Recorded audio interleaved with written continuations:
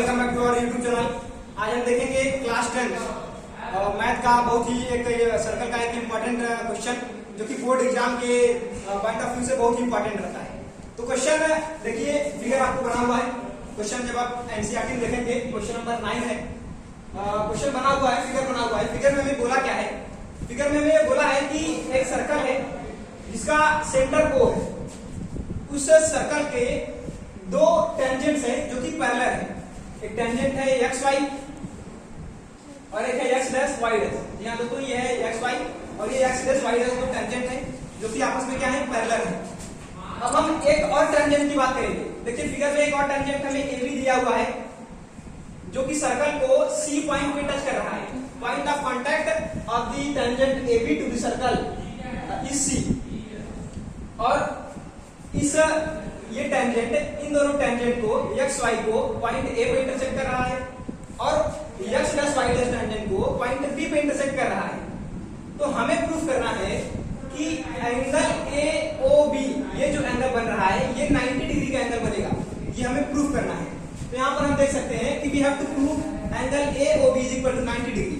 We are going to draw construction in our figure. We construct join O C. हम क्या करेंगे कि हम O और C को मिला देंगे। We have to join point O and C. Then we are going to prove in triangle AOP and AOC. Where is AOP and AOC? You can see that there are two triangles, AOP, this triangle, and angle AOC, this triangle. These are two triangles. We are going to congruent or similar, going to prove similar or congruent to these two triangles. तो हम क्या करेंगे अब कि इन दोनों triangle को हम congruent proof करने की कोशिश करते हैं। आइए देखते हैं कैसे होगा। सबसे पहले कॉन्ग्रुएंट प्रूफ करने के लिए हमें अभी मैं कहां पहुंचा था? ठीक, चलो। हमें कॉन्ग्रुएंट प्रूफ करने के लिए हमें तीन चीजों की जरूरत पड़ती है। या तो दो साइड एक एंगल, या तो एक एंगल दो साइड, या तीनों एंगल या तीनों साइड। तो हम देखते हैं हमें इसमें क्या क्या सिमिलर या कॉन्ग्रुएंट मिलता है। तो सबसे पहले हम यहाँ पर देखेंगे, आप सभी जानते हैं कि किसी भी सर्कल से कोई भी टेंजेंट ड्रॉ किया जाता है किसी एक्सटर्नल पॉइंट पे तो वो दोनों बराबर होते हैं। तो हम यहाँ पर देख सकते हैं कि there are two tangents PA and AC are the two tangents drawn from the same external point to the circle with centre O। Hence these are two tangents are equal. So हम लिखेंगे कि PA is equal to क्या हो जाएगा, AC। क्यों ऐसा क्यों हुआ? हम एक कारण देंगे इसका क्यों ऐसा हुआ। क्योंकि same tangents drawn from an external point to the circle। क्योंकि किसी भी सेम पॉइंट एक्सटर्नल पॉइंट से अगर एक दो टेंजेंट्स को ड्रॉ किया जाता है तो उन दोनों टेंजेंट्स का लेंथ आपस में बराबर होता है। ये एक हो गया। अब हम दूसरा देखेंगे। आप सभी देख सकते हैं कि यहाँ पर OC और PO ये दोनों एक सर्कल के रेडियस है। तो ये दोनों भी आपस में बराबर होंगे क्योंकि सर्कल का रेडियस दोनों बराबर ही होता है। तो देखिए PO इज इक्वल टू क्या हो जाएगा, OC। ये दोनों क्या है, radius of the circle, of the circle. ये हो गया। अब हम आगे देखेंगे कोई एक साइड और एक साइड क्या है, ध्यान से देखेंगे हम AO। ये दोनों, ये जो है दोनों ट्रायंगल्स में कॉमन दिख रहा है हमको। तो हम ये कॉमन ले लेंगे दोनों में। AO is equal to OA। ये दोनों क्या है, कॉमन है दोनों ट्रायंगल्स में। तो by SSL side side side congruent criteria से हमारा this triangle is similar to congruent to this triangle. So if an triangle AOB is congruent to triangle AOC, अगर ऐसा होता है तो हमारे सारे एंगल्स बाय सिंप्लिसिटी से दोनों ट्रायंगल्स के इक्वल हो जाते हैं। तो हम वही करेंगे। Hence angle PAO is equal to हो जाएगा एंगल OAC के।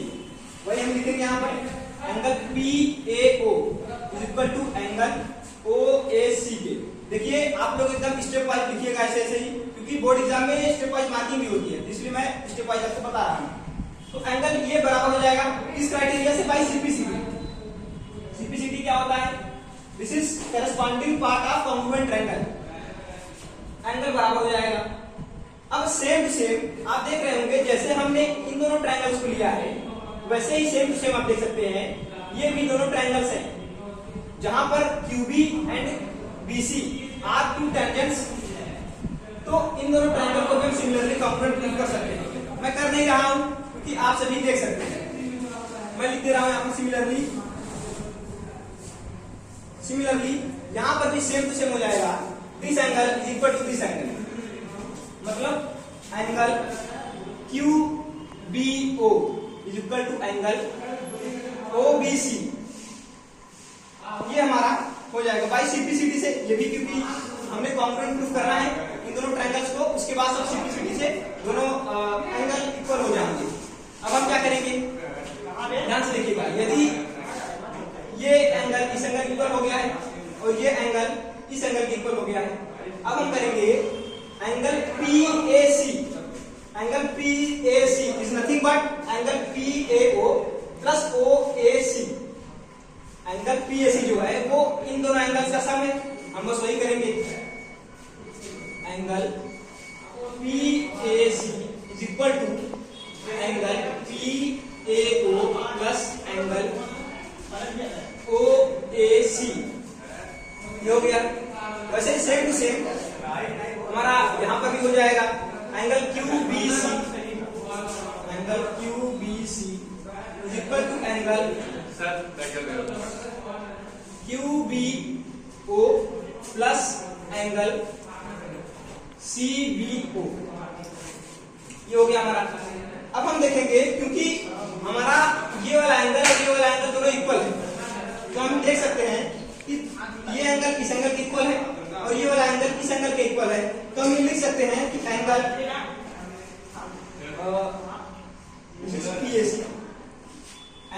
PAC is equal to angle 2 times of angle OAC। इन दोनों को इक्वल हो जाएगा। वैसे same to same angle QBC equal to 2 times of angle OBC।